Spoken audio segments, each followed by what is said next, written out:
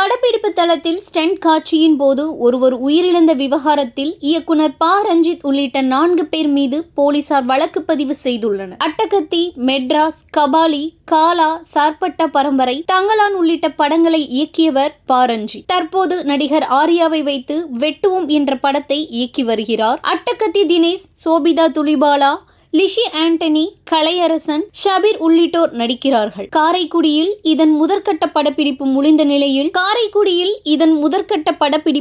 நிலையில் நாகை மாவட்டம் விழுந்தமாவடி என்ற ஊரில் சண்டை காட்சிகள் படப்பிடிப்பு நேற்று நடந்தது. அப்போது காஞ்சிபுரம் மாவட்டம் பூங்கண்டம் பகுதியை சேர்ந்த சண்டை பயிற்சியாளர் மோகன்ராஜ் என்பவர் காரில் தாவி செல்லும் காட்சி படம் பிடிக்கப்பட்டது.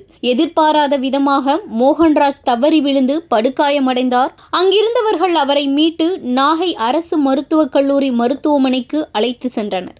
அங்கு அவரை பரிசோதித்த டாக்டர்கள் மோகன்ராஜ் ஏற்கனவே இறந்துவிட்டதாக தெரிவித்தனர். இது பற்றி கீழையூர் போலீசார் விசாரிக்கின்றனர். இந்நிலையில் ப. ரஞ்சித் உள்ளிட்ட 4 பேர் மீது போலீசார் வழக்கு பதிவு செய்துள்ளனர். கவனக்குறைவு அல்லது அலட்சியத்தால் படப்பிடிப்பு நடத்தி ஒரு உயிர் போக காரணமாக இருந்ததாக கூறி அவர் உள்ளிட்ட 4 பேர் மீது வழக்கு பதிவாகி உள்ளது.